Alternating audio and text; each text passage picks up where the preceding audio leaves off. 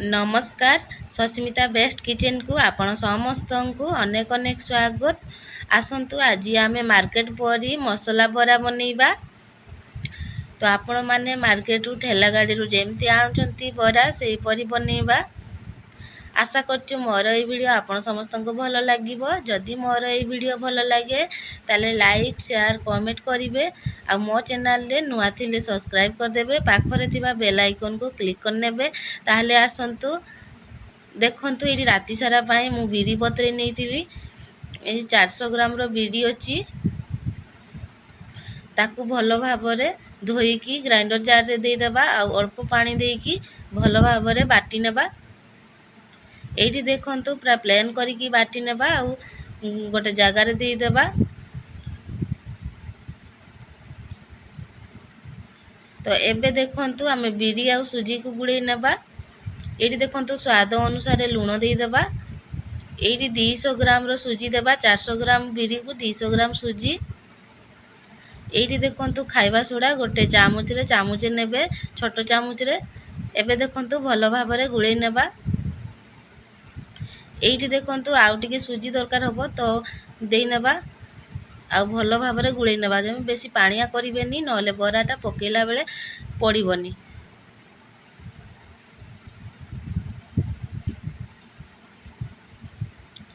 तो ये भल भाव गुड़े सारा पर आम 3-4 घंटा ढाकुणी मारिकी रखी नेबा। कहीं आमर बिरीटा फुलिले बराटा भल सुंदर देखा जिवो।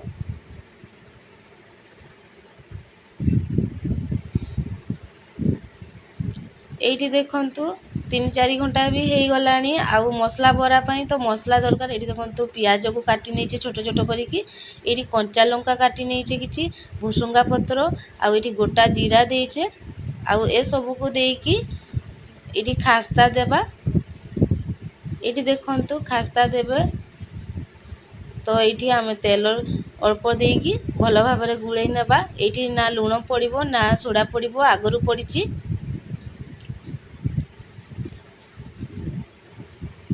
एठी देखंतु भलो भाबरे गुळै नेकी बरा छाणीबा। एपटे तेल करेई को गैस रे बसई नेबा। एठी देखंतु केमती फेंटीबे।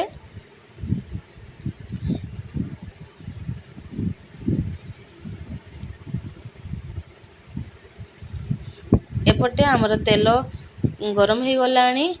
एबे आमे बरा पकई नेबा। फास्ट तो आपण पानी हाथ हेबे, तापरे बिरी की नेकी गोल करिकी मझिरे गोटे कणा करिकी पकई नेबे। तो देखंतु एठी बरा पडुचु। तो एठी देखंतु सेम प्रोसेस रे बरा पड़िबो, सब पडुचु। एठी बरा पकई सारला परे मझिरे मझिरे नौटै नेबे। आउ सिजिबा पई एठी गैस रो आंच को मीडियम रे रखिबे, हाई रे जमा रखिबेनी।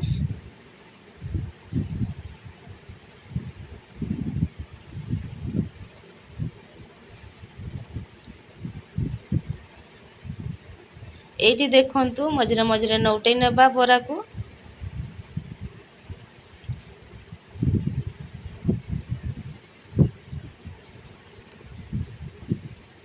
एठी कलर हे आसलानी बरा देखंतु।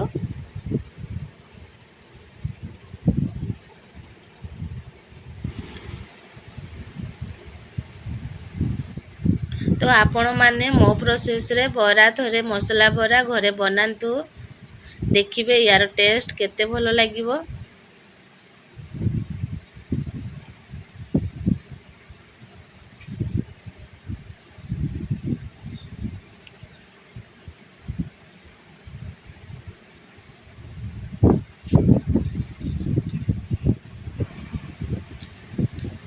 एठी देखंतु बरा हमर सिजी आसलानी आ कलर भी भलो हे आसलानी।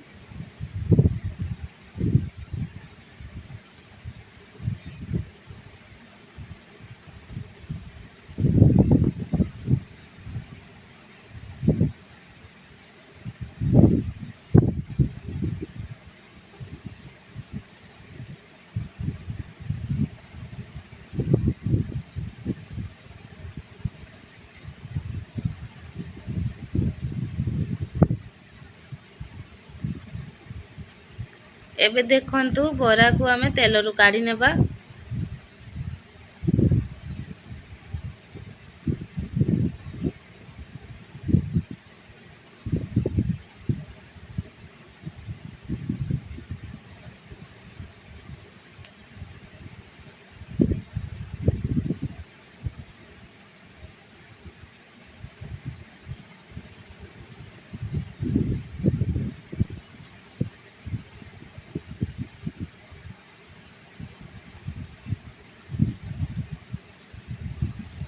ତ ଆଉ ଯେଉଁ ବିରି ଅଛି ସେମ୍ ପ୍ରୋସେସ୍ରେ ତାକୁ ବି ସବୁ ଛାଣି ନେବା।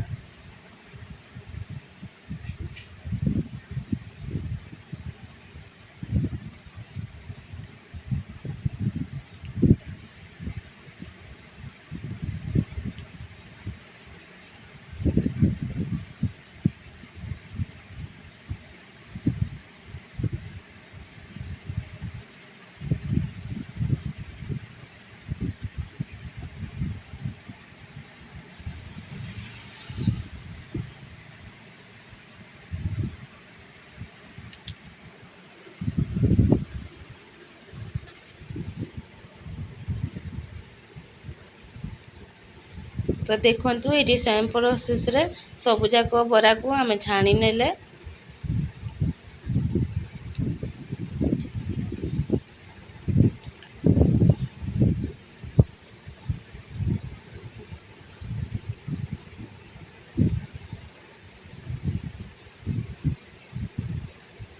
ତ ଏବେ ଦେଖନ୍ତୁ ଆମର ଏଇଠି ବରା ଛଣା ସରିଯାଇଛି। ଆଉ ଦେଖନ୍ତୁ ଏଇଠି ଆମର ବରା କେତେ ସୁନ୍ଦର ଦେଖାଯାଉଛି।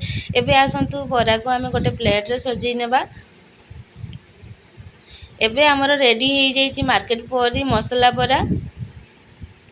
ତ ମସଲା ବରା ସାଙ୍ଗରେ ଏଇଠି ମୁଁ ଆଳୁ ତରକାରୀ ନେଇଛି, ଆଉ ଏଇଠି ଟମାଟୋ ସସ୍ ନେଇଛି।